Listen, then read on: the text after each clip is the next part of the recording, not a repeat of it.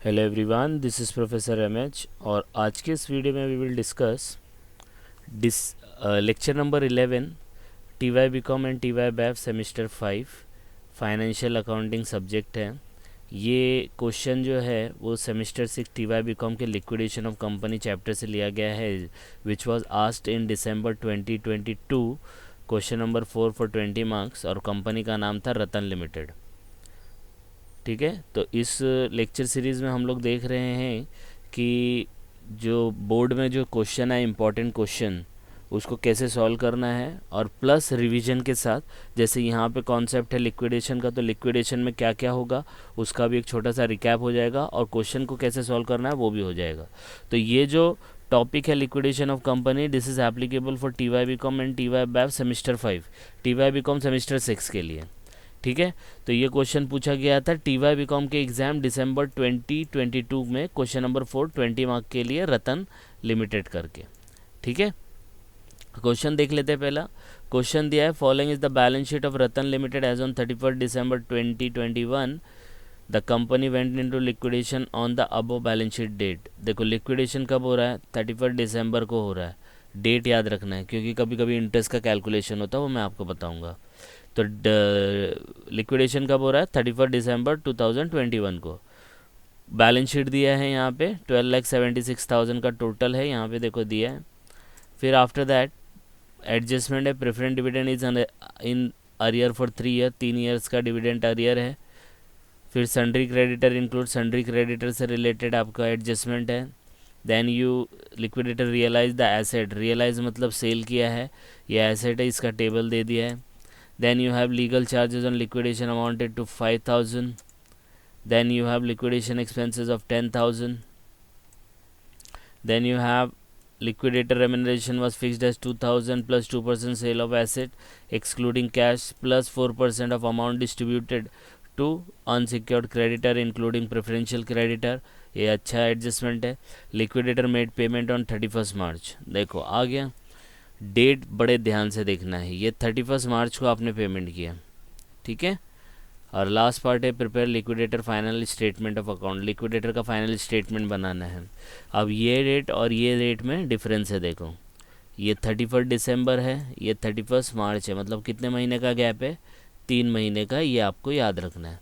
Logic के साथ explain करूँगा जब वहाँ पे आएंगे, तो अभी चाहिए तो अभी भी एक्सप्लेन कर देता हूँ। यहाँ पे क्या हो रहा है कि लिक्विडेशन डेट क्या है आपका 31 दिसंबर और पेमेंट कब जा रहा है उसको 31 मार्च। मतलब जब टाइम डिफरेंस आएगा ना कि लिक्विडेशन कब हो रहा है और पेमेंट कब जा रहा है, तो उसमें हर एक पॉइंट में इंटरेस्ट कैलकुलेशन होता है। तो आपको ये चेक करना पड़ेगा कि ये बैलेंस शीट में कौन सा ऐसा है जो टाइम के ऊपर बेस्ड है, मतलब अगर टाइम चेंज होगा तो उसके ऊपर अमाउंट चेंज हो जाएगा। तो यहाँ पे एक ही होता है, दो होता है डिबेंचर या बैंक लोन होगा, क्योंकि इसको जितना लेट पेमेंट करेंगे आप उतना ज़्यादा इंटरेस्ट देना पड़ेगा। तो याद रखना ये जो डेट का मसला होता है कि 31 दिसंबर 2021 और पेमेंट किया 31 मार्च, मतलब 3 महीने के गैप के बाद, तो आपको याद रखना है कि 3 महीने का गैप हो, 4 महीने का या 6 महीने का, तो इंटरेस्ट कैलकुलेशन ज़रूर निकलेगा। आई बात समझ में। तो कभी भी ये डेट में अगर दोनों डेट सेम होता तो इंटरेस्ट कैलकुलेशन का कोई भी मसला नहीं आता। तो आपको याद रखना है कि liquidator final statement of account में अगर ये दोनों डेट सेम है तो कोई मसला नहीं, अगर दोनों में चेंजेस है तो इंटरेस्ट कैलकुलेशन आएगा। और किन चीज़ों पे आएगा, जिस पे इंटरेस्ट दिया जाता है। तो प्रेफरेंस शेयर्स पे, इक्विटी शेयर्स पे इंटरेस्ट नहीं है, डिबेंचर पे होता है, बैंक लोन पे होता है, अगर वो है तो उस पर इंटरेस्ट दो, बाकी किसी पे देने की ज़रूरत नहीं है। आ रही है बात समझ में। ठीक है, तो क्वेश्चन ये रहा, फॉर्मेट ड्रॉ कर लेते हैं और इसको सॉल्व करेंगे। पहले फॉर्मेट सीखेंगे कैसे बनाते हैं। तो सबसे पहला हम लोग को ऊपर लिखना है पार्टी का नाम, जो कि है रतन लिमिटेड। तो सबसे पहले हम लोग रतन लिमिटेड लिख लेंगे। उसके बाद in the books of liquidator final statement of account, और आपको यहाँ पे लिख लेना है particular amount, particular amount, particular receipt है ये साइड और पर्टिकुलर पेमेंट है दिस साइड। रिसिप्ट के अंदर मैंने आपको बताया था सबसे पहला एसेट रियलाइज लिखते हैं, 5 आइटम लिखते हैं। फिर उसके बाद हम लोग ने देखा था एसेट रियलाइज जो सिक्योर्ड होता है। ठीक है, तो एसेट रियलाइज देखो सिक्योर्ड यहाँ पे लिख दिया है। ठीक है, तो ये वाले जो एसेट रियलाइज्ड है, ये रियलाइज मतलब जो आपने बेचा है, और ये जो नीचे इसके नीचे लिखा है ये एसेट रियलाइज, ये सिक्योर्ड, मतलब कोई चीज़ गिरवी रख के आपने एसेट, किसी एसेट को गिरवी रखा और फिर लोन लिया है, ठीक है। फिर उसी के नीचे 3 आइटम आते हैं जो रेयरली पूछते हैं, अगर पूछा तो ठीक है, नहीं पूछा तो लिख के छोड़ के आने का। Call from partly paid shares, हो सकता है पार्टली पेड शेयर से पैसा मंगाना पड़े।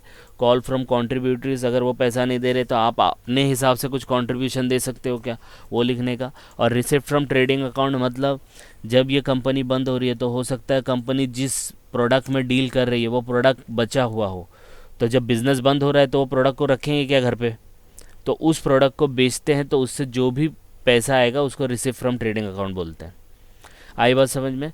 तो ये 5 आइटम है, आपको ध्यान में रखना है। देखो इसको छोटा किया तो आपको पूरा स्क्रीन पे दिखेगा, ठीक है। इसको येलो से मैं हाईलाइट कर देता हूँ। ये 5 आइटम आपको रिसिप्ट साइड में लिखना है। अब बोलेंगे सर ये इतना गैप और इधर पे इतना गैप क्यों, इसमें एटलीस्ट 8 से 10 लाइन छोड़नी है।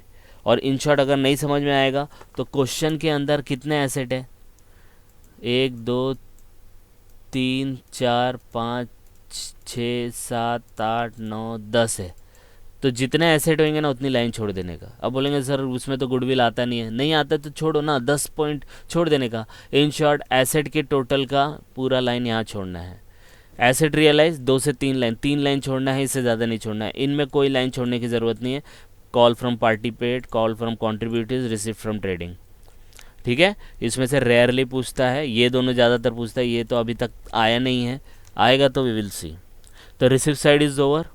इसके बाद पेमेंट पे आते हैं। अब पेमेंट में क्या होता है कि पेमेंट में एक सीक्वेंस है, उस सीक्वेंस को याद रखना है। अब पेमेंट, बिजनेस बंद हो रहा है तो 3 चीज़ें पहले पे करनी है। पहली होती है लीगल चार्जेस, उसी के नीचे आपको लिखना है लिक्विडेटर रेम्यूनरेशन, जो बिज़नेस बंद करवा रहा है उसको भी तो पैसा देना पड़ेगा, राइट। तो उसका जो भी रेम्यूनरेशन है वो, तो वो हम लोग यहाँ पे लिख लेंगे, ठीक है। हर एक पॉइंट के बाद आपको क्या करना है, 3 लाइन छोड़नी है। तो लिक्विडेटर रेम्यूनरेशन के बाद 3, लीगल चार्जेस में कुछ कैलकुलेशन नहीं आता है तो हम लोग उसके लिए लाइन नहीं छोड़ेंगे, बाकी सब के लिए इसके नीचे 3, लिक्विडेशन के नीचे 3। फिर आएगा आपका डिबेंचर होल्डर, तो डिबेंचर होल्डर लिखेंगे हम लोग, यहाँ पे देखो डिबेंचर होल्डर, ठीक है। फिर 3 लाइन छोड़ना है और क्रेडिटर लिखना है, देखो क्रेडिटर लिखा। क्रेडिटर के आगे नीचे 3 लाइन छोड़ना है, फिर आपको लिखना है प्रेफरेंस शेयर होल्डर, और लास्ट में आपको लिखना है 3 लाइन छोड़ के इक्विटी शेयर होल्डर।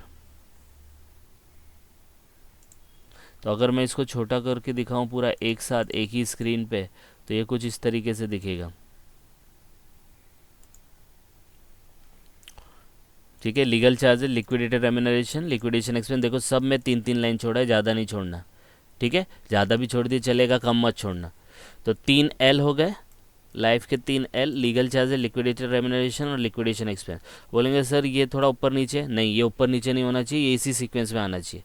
तो इसको याद रखने का क्या ट्रिक है, या तो इसको शॉर्ट फॉर्म में याद रखो, LLDCPE, ऐसे याद रख सकते हो, LLDCPE, ऐसा LLDCPE।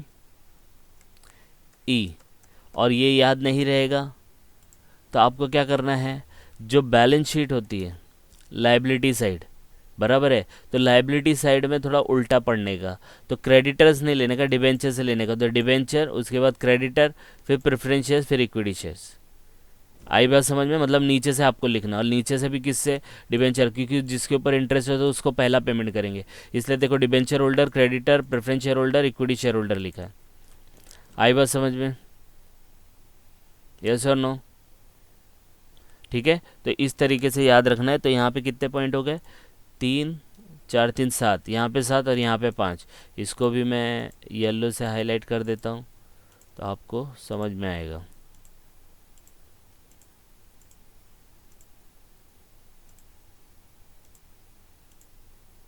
ये आपका पूरा फॉर्मेट ड्रॉ हो गया। तो एग्ज़ाम में अगर आपको आया liquidator final statement of account, आएगा ही, क्योंकि ये कंपलसरी चैप्टर है तो ये आएगा ही। ये ऐसा फॉर्मेट बना के छोड़ देने का फुल पेज का, फिर क्वेश्चन पे जाने का। अब क्वेश्चन में जाएंगे ना, पहला रिसिप्ट साइड कंप्लीट करने का, उसके बाद पेमेंट पे आने का, ठीक है। और रिसिप्ट साइड में तो एकदम सिंपल है, क्या है, ऑलमोस्ट 99% आपका कंप्लीट हो जाएगा। एसेट रियलाइज़ किया है तो एसेट रियलाइज्ड है, तो एसेट रियलाइज आपको देखना पड़ेगा। तो चेक करो आपके पास एसेट कौन से है, गुडविल है, land and building, plant and machinery, furniture, equipment, ये सब बहुत सारे हैं।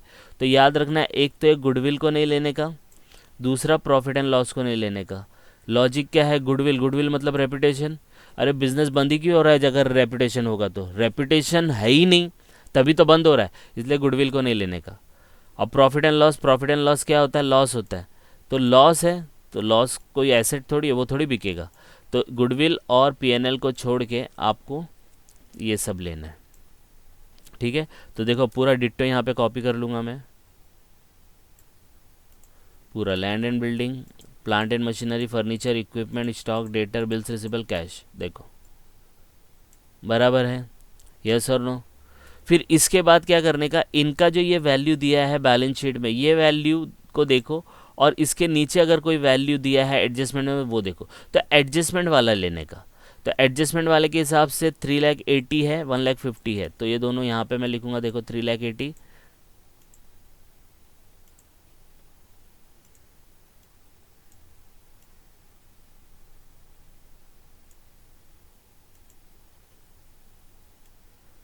3,80,000 यहाँ पे लिख दिया, देखो।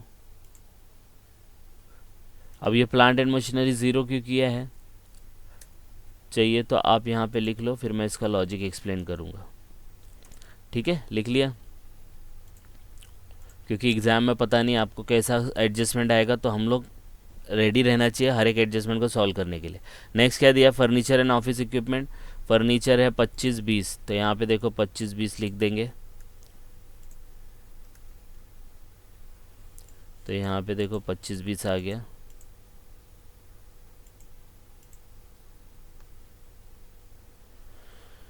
ये रहा। फिर उसके बाद क्या है, स्टॉक, डेटर, बिल्स रिसीवेबल 70-60-30 है, 70-60-30, ये देखो 70-60 और ये आपका 30 आ गया। कैश इन हैंड दिया नहीं है क्योंकि कैश को बेचते थोड़ी है, कैश जो कैश है वो कैश रहेगा, तो 15,000 इधर आ जाएगा, ठीक है। ये आपका टोटल एसेट हो गया, ओके। इसके बाद क्या देखने का, asset realise, sale of asset, तो ये सब एसेट को बेचा। अब देखने का एसेट रियलाइज सिक्योर्ड, अब सर्च करो कि कोई ऐसा एसेट है जो गिरवी रखा है, तो यहाँ पे देखने का, तो यहाँ पे कहीं ना कहीं दिया होगा, ये देखो कहीं पे भी एडजस्टमेंट होगा उससे रिलेटेड, तो देख लेने का। Sundry creditor include A bank loan from 1 lakh secured on hypothecation, hypothecation मतलब मॉर्गेज टाइप में गिरवी रखा है प्लांट एंड मशीनरी। इसका मतलब सन्ड्री क्रेडिटर का जो 1 लाख है ये आपका प्लांट एंड मशीनरी से कनेक्टेड है, तो वो चीज़ जो कनेक्टेड है वो यहाँ पे लिखने का, आ रही बात समझ में। तो यहाँ पे आप 1.5 लाख लिखेंगे, ठीक है, एसेट रियलाइज। तो फिर यहाँ पे 1.5 लाख लिखने की ज़रूरत है आपको, यहाँ पे नहीं, तो यहाँ पे मैं क्या कर दूंगा, 0 कर दूंगा।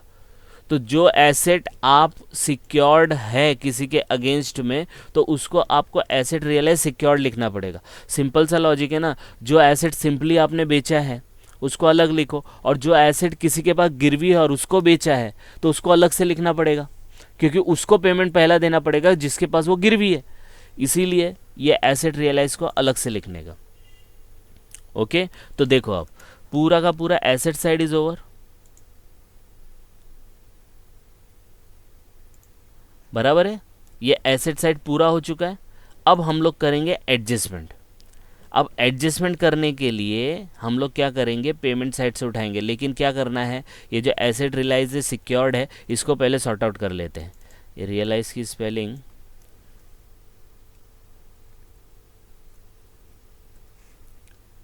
प्लांट एंड मशीन,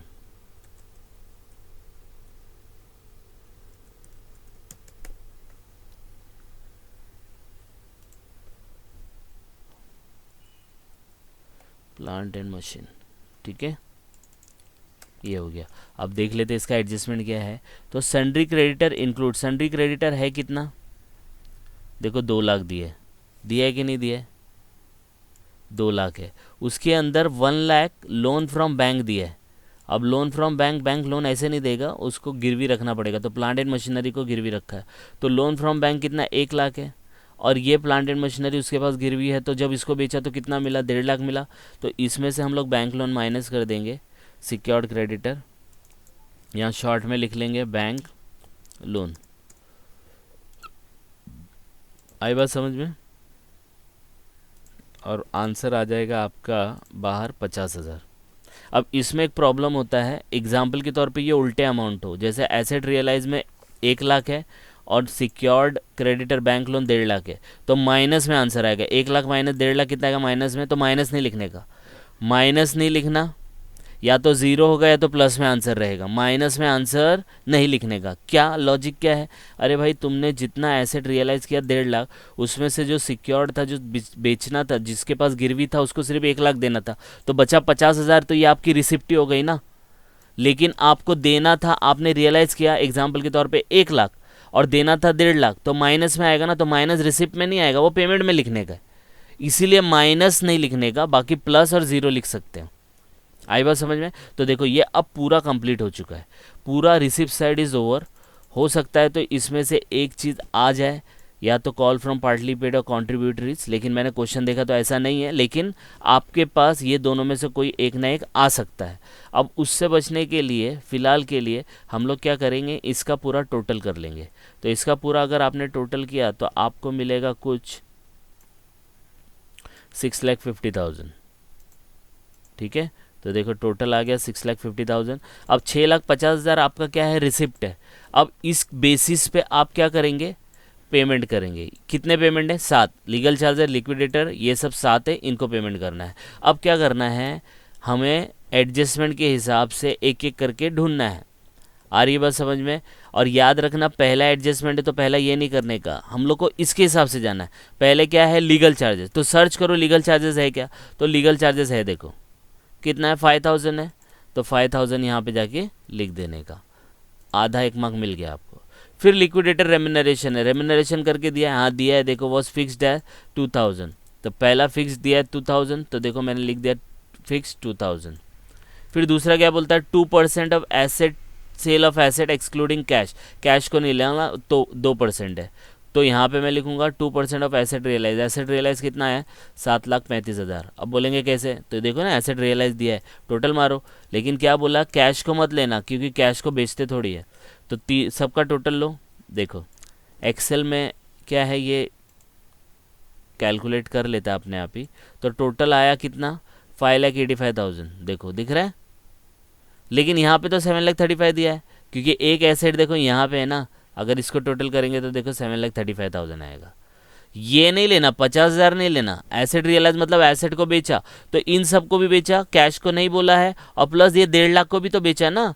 क्या दिया है, 2% ऑफ सेल ऑफ एसेट, तो कौन सा भी एसेट है बेचा है ना, तो बेचने का टोटल लेने का, कैश को मतलब, क्योंकि कैश को एक्सक्लूड किया है, तो 2%, तो इन सब का टोटल प्लस ये 1.5 लाख, तो आएगा 7,35,000, इसलिए 7,35,000 का 2%, तो निकाल लेने का 7,35,000 का, तो 14,700। एक और दिया है 4% of amount distributed to unsecured creditor including preferential creditor, 4% और देना है, तो मैं लिख देता हूं यहाँ पे 4%। ठीक है, अब वो अमाउंट यहाँ पे 90 और 10 कैसे आया, वो कब पता चलेगा, जब हम लोग पहुँचेंगे यहाँ पे, क्योंकि क्रेडिटर के अंदर 2 आता है, एक आता है प्रेफरेंशियल क्रेडिटर और अनसिक्योर, तो जब यहाँ पहुँचेंगे तो तब मैं यहाँ पे आंसर लिख सकता हूँ। अब ये 90 और 1,000 है, सोल्यूशन ऑलरेडी है, इसीलिए मैं यहाँ पे है, लेकिन ये क्यों आया, ये हम लोग कब यहाँ पे अमाउंट कब लिखेंगे, ये 4% वाला, जब हम लोग पहुँचेंगे यहाँ पे। आ रही बात समझ में? तो अभी नहीं पहुँच रहे, तो इसको हम लोग छोड़ते हैं अभी ब्लैंक। ठीक है, तो समझ में आया सीक्वेंस। सबसे पहला रिसिप्ट को फिल कर देने का पूरा, उसके बाद पेमेंट स्टार्ट करने का। और पेमेंट कैसे स्टार्ट करने का, यहाँ से कुछ नहीं देखने का, पूरे क्वेश्चन में से कुछ नहीं देखने का, यहाँ से देखने का। पहले लीगल है तो लिखो, नहीं है तो डैश मारो, फिर लिक्विडेटर है लिखो, नहीं है तो डैश मारो, इस तरीके से। अब देखो लिक्विडेशन एक्सपेंस दिया है, तो थर्ड क्या दिया, लिक्विडेशन एक्सपेंस, तो सर्च करो लिक्विडेशन एक्सपेंस है क्या, तो देखो दिया है 10,000, तो देखो एक और मार्क मिल गया आपको, बराबर है। अभी भी ये वाला पार्ट बाकी है, इसको मैं अलग कलर में हाईलाइट करता हूँ, इसका पेमेंट बाकी है, तो वो हम लोग बाद में देखेंगे। अब आते हैं डिबेंचर होल्डर। अब डिबेंचर होल्डर को पेमेंट करना है, तो डिबेंचर होल्डर से रिलेटेड क्या है, एक देखो 6% है और एक आउटस्टैंडिंग इंटरेस्ट है, 2 लाख और 6 लाख। लेकिन क्या करने का, सबसे पहला हम लोग का टोटल अमाउंट कितना है, 6.5 लाख, तो 6.5 लाख में से आपने कितना पेमेंट अभी तक कर दिया, तो ये सब पेमेंट कर दिया कुछ 35,700। तो 6.5 लाख में से 35,700 गया, तो अभी भी अपने पास ऑलमोस्ट 6 लाख के ऊपर ही है। तो डिवेंचर होल्डर को पेमेंट कितना करना है, एक 2 लाख करना है, 6 लाख। क्या कर सकते हो, ये हर पेमेंट पे आपको सर्च करना है, ये याद रखना, क्योंकि आपके पास पैसा सिर्फ 6.5 लाख है, तो उससे ज़्यादा आप पेमेंट नहीं कर सकते। इसलिए 6.5 लाख, अभी तक कितना पेमेंट किया, तो अभी तक हम लोग ने इतना पेमेंट किया, तो इन सब का टोटल आता है 35,700। 35,700 6.5 लाख में से गया, तो ऑलमोस्ट 6 लाख के ऊपर है। तो और अब पेमेंट करने की बारी किसकी आई, डिबेंचर होल्डर की। तो डिबेंचर होल्डर को कितना देना है, एक 2 लाख देना है और एक 6,000, मतलब 2,06,000। तो क्या पे कर सकते हैं, यस 6 लाख के ऊपर है अपने पास पैसा। तो देखो यहाँ पे मैंने लिख दिया दोनों, डिबेंचर होल्डर 2 लाख और आउटस्टैंडिंग डिबेंचर इंटरेस्ट 6,000।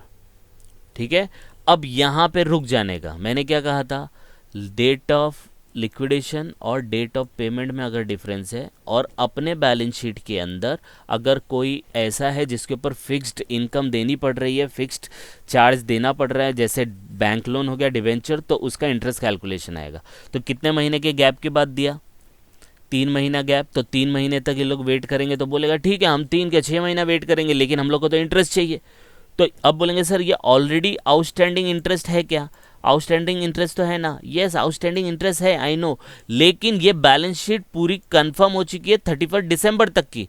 आपने पेमेंट कब किया, 31 मार्च को किया, तो 3 महीने का जो इंटरेस्ट निकलेगा वो अगले 3 महीने का है। ये 31 दिसंबर तक की बैलेंस शीट है, तो उसके अंदर ये 3 महीने का इंटरेस्ट नहीं है, तो अपने को निकालना पड़ेगा। तो कैसे निकलेगा, सेम वे में जाने का, 6% डिवेंचर है कितना, 2 लाख है, तो 2 लाख का 6% इंटू 3/12। जैसे आप ये आपको चैप्टर नहीं है इसमें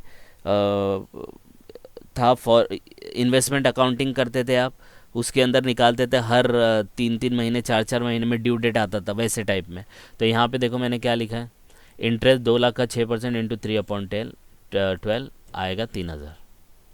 आ रही है बात समझ में, यस और नो। तो 3,000 हम लोग ने यहाँ पे लिख दिया।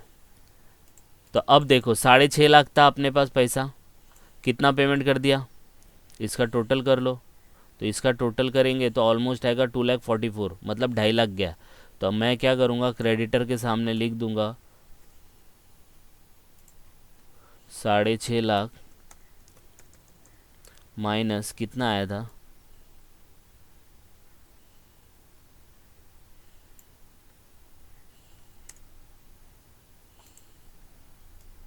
इन सब का टोटल था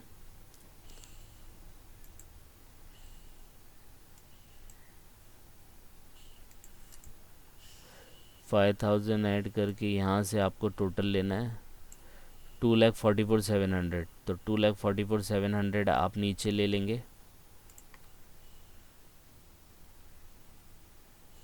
6,50,000 माइनस 2,44,700। अभी कितना है अपने पास, 4 लाख के लगभग पैसा है।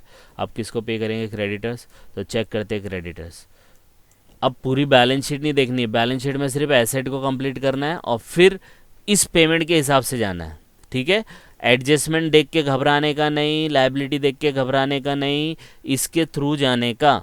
तो क्रेडिटर को अब किसको पे करना है, प्रेफरेंशियल क्रेडिटर। तो सर्च करो है क्या, है तो लिखेंगे, नहीं है तो नहीं लिखेंगे। तो यहाँ पे देखो क्रेडिटर का एडजस्टमेंट था, तो ये तो कर लिया था। Salary creditor also include preferential creditor, 10,000 है ना, तो अपने पास बच्चा कितना, 4 लाख है, तो 4 लाख में से 10,000 जा सकता है, ये जा सकता है। तो इसलिए देखो यहाँ पे प्रेफरेंशियल क्रेडिटर लिखा 10,000। अभी भी अपने पास है 4 लाख के लगभग ही है। अनसिक्योर्ड क्रेडिटर कितना है, तो देखो ना, टोटल क्रेडिटर कितना था अपना, 2 लाख था, है ना, ये आपका 2 लाख था।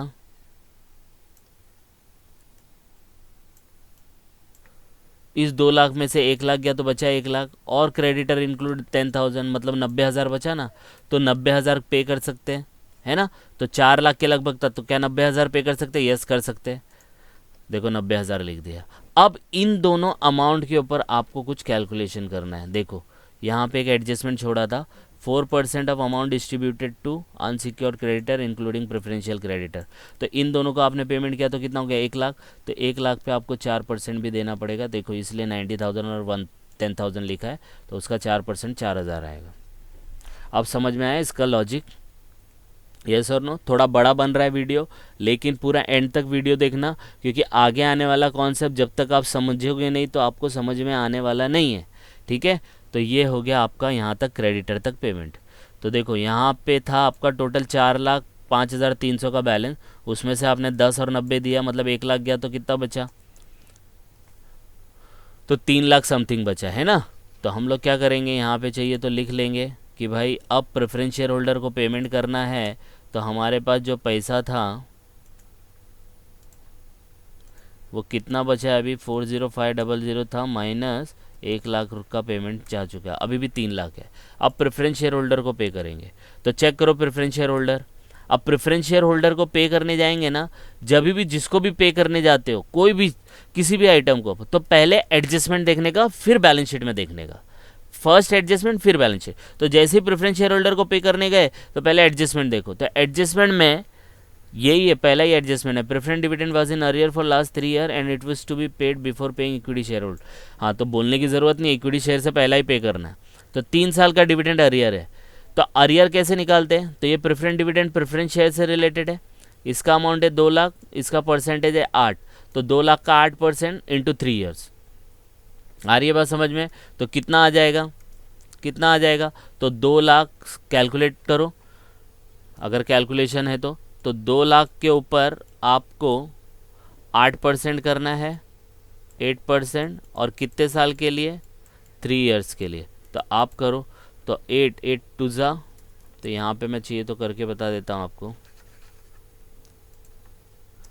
2 लाख का इंटू 8% इंटू 3 ईयर्स 48,000 आता है, तो 48,000 आपको पे करना है। तो यहाँ पे हम लोग लिख देंगे प्रेफरेंस डिविडेंड, तो पहले एडजस्टमेंट करने का, फिर ये वाला अमाउंट लेने का। तो आपके पास पैसा कितना, 3 लाख है, तो 3 लाख में से प्रेफरेंस डिविडेंड जाएगा 48,000। क्या पे कर सकते हो? यस, पे कर सकते हो, बहुत ईजी तरीके से, क्योंकि अपने पास पैसा बहुत है। तो 3 लाख में से गया आपका प्रेफरेंस डिविडेंड,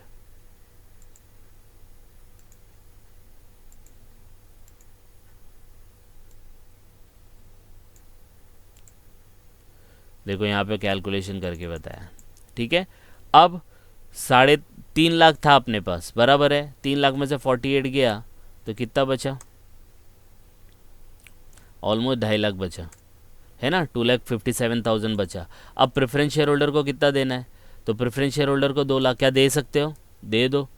तो यहाँ पे लिखूँगा प्रेफरेंस शेयर कैपिटल और पूरा 2 लाख रुपया पे कर दिया। अब कितना पैसा बचा, तो this amount minus this amount 57,300। अब किसको पे करोगे, अब पे करेंगे इक्विटी शेयर होल्डर को। अब इक्विटी शेयर होल्डर को पे करेंगे तो जैसे ही आपने 57,300 लिखा, ये टैली हो जाएगा, और पूरा 20 मार्क का क्वेश्चन है तो आपको 18 या 16 मार्क मिलेंगे, 4 मार्क कट जाएंगे। अब बोलेंगे क्यों, क्योंकि अगर जैसे ही आपने ये 57,300 लिखा तो आपका सम टैली हो जाएगा, लेकिन याद रखना इक्विटी शेयर होल्डर यहाँ पे 2 हैं। अगर एक ही इक्विटी शेयर कैपिटल का नाम होता ना, कोई भी एक ही, ये दूसरा नहीं होता, तो आप 57,300 यहाँ लिखते, टैली करते तो पूरा 20 का 20 मिलता। लेकिन यहाँ पे 2 इक्विटी शेयर होल्डर है, देखो है, एक 4,000 इक्विटी शेयर होल्डर, एक 5,000 करके, देखो 2 ग्रुपिंग बना है। तो आप किसको देंगे, ये 57,300 किसको देंगे? अगर आपने इसको दिया तो ये बुरा मानेगा, अगर आपने इसको दिया तो ये बुरा मानेगा, आधा आधा दिया तो दोनों बुरा मानेंगे। तो इससे बचना कैसे, तो याद रखना, जब एक से ज़्यादा, मैंने प्रीवियस क्वेश्चन में भी एक्सप्लेन किया था, जब एक से ज़्यादा इक्विटी शेयर होल्डर, कभी कभी 3 भी आते हैं, तो ज़्यादा होंगे, एक कैटेगरी से 2 कैटेगरी के इक्विटी शेयर होल्डर होंगे, तो आप डायरेक्टली 57 जो बचा है वो नहीं दे सकते, आपको उसको बाइफिकेट करना होगा। और अगर एक ही इक्विटी शेयर होल्डर होता, सेम 57,300 इधर लिखते, टैली करते, 20 मार्क लेके चले जाते। अब इससे बचना कैसे, तो प्रीवियस वीडियो में भी बताया था, इस वीडियो में भी बताता हूँ। आपको क्या करना है, सबसे पहला इनका टोटल लिखना है। तो पहले वाले का टोटल कितना था, देखो मैं यहाँ बता देता हूँ आपको, यहाँ पे है पहले वाले का टोटल है 4,000 वाले का 3,20,000 और यहाँ है 3,50,000। तो हम क्या करेंगे, पहले इनका अमाउंट लिखेंगे, लिख लिया, यस और नो, दूसरे का लिख लिया इतना, दोनों को टोटल करने का। देखो ये 80 पेड अप है, ये 70 पेड अप है 100 रुपये का, लेकिन इसने सिर्फ 80 रुपये पेड किया है, इसने सिर्फ 70, तो कोई मसला नहीं है, दोनों को ऐड कर लेंगे, टोटल आएगा 6,70,000 माइनस करने का कैश अवेलेबल, कितना कैश अवेलेबल था 57,300, ध्यान से सुनना 57,300। तो आपको दोनों को मिला के कितना देना है, दोनों इक्विटी शेयर होल्डर को मिला के कितना देना है, 6,70,000 देना है। आपके पास कैश कितना है, इतना, तो इतना मतलब देना तो है, इतना दे सकते हैं, तो अभी भी देना बाकी कितना है, डिफिशियंसी कितनी है, कमी कितनी आ रही है, डिफिशियंसी मतलब कमी, तो 6,12,700 की कमी आ रही है। अब ये 6,12,700 कहाँ से लाएंगे, तो पैसा तो है ही नहीं। तो अब हम लोग देखेंगे कि ये 6,73,000 अगर हम लोग ने दिया तो किसको देंगे, तो क्या करने का, ये डिफिशियंसी आ गई, कमी आ गई, ये कमी इन दोनों को बिलोंग करती है, करती है कि नहीं करती है। तो हम लोग क्या करेंगे, ये कमी को लिखेंगे, पर शेयर से डिवाइड निकालेंगे, तो 6,12,700 डिवाइड बाय 9,000। अब ये 9,000 कहाँ से आया, तो ये 4 और ये 5, तो एक शेयर के पीछे का हम लोग को कमी दिखेगी कि एक शेयर की कमी कितनी है, ये जो पैसा इतना नहीं मिल रहा है, तो ये एक शेयर के पीछे, मतलब जिसके पास भी एक शेयर होगा तो वो 68.08 या ये लिखने का। ये मैंने इसीलिए लिखा है कि एग्जैक्ट अमाउंट चाहिए ना आपको, टैली अमाउंट, तो आपको ये लिखना पड़ेगा, ठीक है। ये भी लिखेंगे लेकिन थोड़ा डिफरेंस आएगा 20-50 रुपए का। तो ये एक शेयर के पीछे की कमी मिल गई। अब एक शेयर के पीछे की कमी मिल गई तो अब बोलेंगे कि भाई एक शेयर को इतना कम मिल रहा है, बराबर है, एक शेयर की कमी जो है इतनी है। तो ये क्या बोलेगा, अरे भाई मैंने तो 80 रुपीज़ दिया था, ये बोलेगा मैंने तो 70 रुपीज़ दिया था, तो बोला हाँ ठीक है ना, एक शेयर के पीछे की कमी कितनी है, 68.08 है।